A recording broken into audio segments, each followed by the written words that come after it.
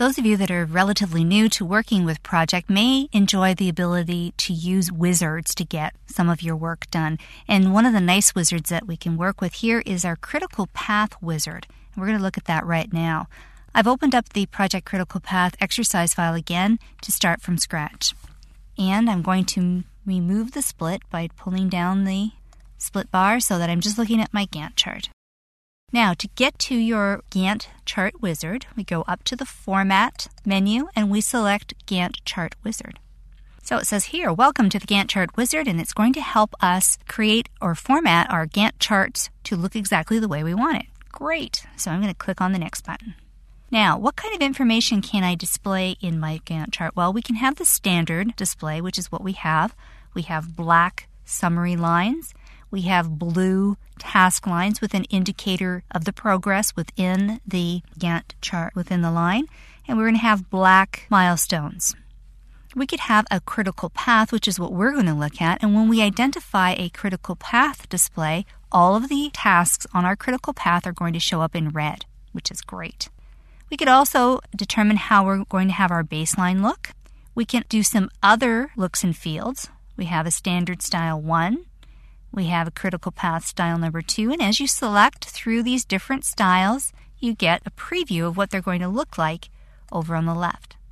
So you can have some fun playing around with some of the different looks and feels. Some of them are quite nice.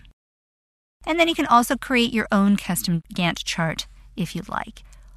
But we're going to go back to the critical path selection, select Next. Then it asks us what kind of information do we want to display on our Gantt chart. Well, we can have resources and dates, which identify the resource assigned to that particular task, as well as the dates with our milestones. You can just identify the resources, which removes date from our milestones. We can just look at what date these particular tasks are due on, or we don't need to have any information displayed at the end of our Gantts. Also, you can attempt to put in your own custom task information should you require it. We're going to go back up to the default of resources and dates. Do I want to show link lines between dependent tasks? Well, for me, that's a really good visual connection between task number 1 and task number 2. So yes, I do want to see those here. But if you prefer, you can remove them by saying no. But I need all the visual help I can get, so I'm going to connect those together. Finally, I'm at the end. It says, congratulations, your Gantt chart wizard is ready to format your chart.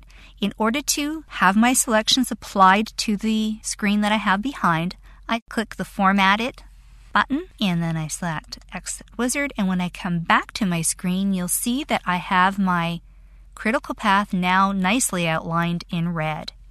And as I scroll through and down my path, I can now easily identify what is not on my critical path because that particular task, task 40, shooting the imagery, has not been identified as a critical task in my path. So to me, this is a really nice way to make sure that I got this nice visual ability to pop out what I need to be paying attention to on my screen. If you save your file and you want to remove the formatting later, you need to run the wizard again by going back up to Format, back up to the Gantt chart, running through it again, and it will allow you to reselect your changes, and you're back at square one. In our next movie, we're going to take a look at shortening our critical path because that's really part of the key jobs for most project managers. See you at the next movie.